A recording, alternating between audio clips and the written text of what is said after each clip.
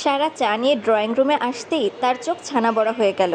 মেঝেতে দামি ফুলদানির কাচের টুকরোগুলো চুরমার হয়ে পড়ে আছে।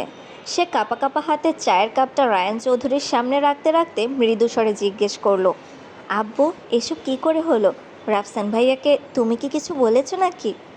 রায়ান চৌধুরী চায়ের কাপে একটা তৃপ্তির চুমুক দিয়ে নিরাসক্ত গলায় বললেন, তেমন কিছু না মা, তুচ্ছ বিষয় নিয়ে মাথা গরম করেছিল। ওইসব নিয়ে তোর ভাবতে হবে না। সারা আর কথা বলার সাহস পেল না। সে ভালো করেই জানে রাফসান যেমন জেদি, রায়ান চৌধুরীও তেমন রাগী। রায়ান চৌধুরী সারাকে যতই নিজের মেয়ের মতো ভালোবাসুক না কেন, অন্যায়ের বিরুদ্ধে তিনি পাহাড়ের মতো কঠোর। ভুল করলে নিজের ছেলেকে যেমন ছাড়েন না, সারাকেও যে ছাড়বেন না সেটা সে জানে। বিকালবেলা আসরের নামাজ শেষ করে সারা ছাদে চলে আসে। ছাদের এক কোণে ছোট্ট একটা বাগান করেছে সে। এই ফুল গাছগুলোই সারার একমাত্র সঙ্গী।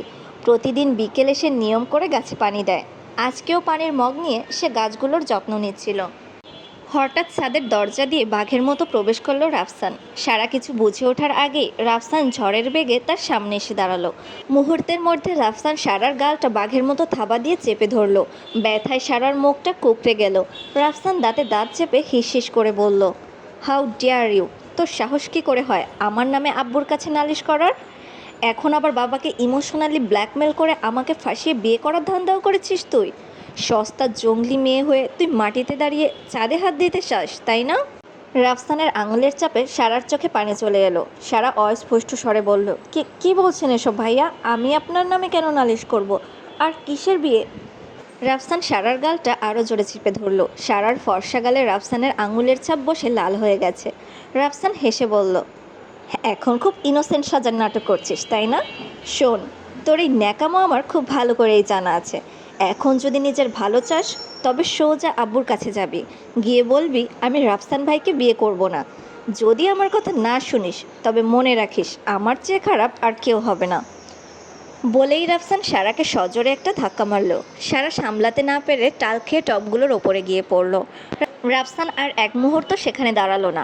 রাগে ফুঁসতে ফুঁসতে ছাদ থেকে নিচে নেমে চলে গেল। সারা নিচের গালটা হাত দিয়ে চেপে ধরে জোরে জোরে হাঁপাতে লাগলো।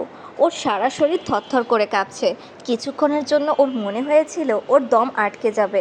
মনে হচ্ছে এই বুঝি মৃত্যুর মুখ থেকে কোনো মতে বেঁচে ফিরল। সারা কিছুই বুঝতে পারল না। কিসের বিয়ে? রাফসান এসব কী আবোল তাবোল বলে গেল। সারা ব্যথায় নিজের লাল হয়ে থাকা গালটা আলতো করে ছুঁয়ে বিড়বিড় করে বলল, এই হিটলার কি আদেও মানুষ নাকি কোনো জানোয়ার? আমার গালটানে এমন টিপে চ্যাপ্টা করে দিল। এই হিটলারের যদি শিক্ষা দেওয়ার মতো একটু সুযোগ আমি পাইতাম, তাহলে এই হিটলারকে আগে আমি কলা গাছের সাথে উল্টো করে ঝুলায় রাখতাম। থুকু, কলা গাছের সাথে দিলে তো এই 90 কেজির আলুর বস্তা হিটলারকে ধরে রাখতে পারবে না। একে বাঁধতে হবে ইলেকট্রিক খুঁটির সাথে। রাফসান ড্রয়িং রুমে এসে তার বাবার সামনের সোফায় ধপ করে বসল। সে অত্যন্ত তাচ্ছিল্যের সাথে সরাসরি রায়ান চৌধুরীর চোখের দিকে তাকিয়ে বলল, আব্বু, আমি সারাকে বিয়ে করব, তবে শর্ত একটাই, সারাকেও এই বিয়েতে রাজি থাকতে হবে। কারণ একটা সম্পর্কে তো দুই পক্ষের মত থাকতে হয়। এইটা তুমি জানোই। আমার মনে হয় না এটা আর ক্লিয়ার করে বলার প্রয়োজন আছে।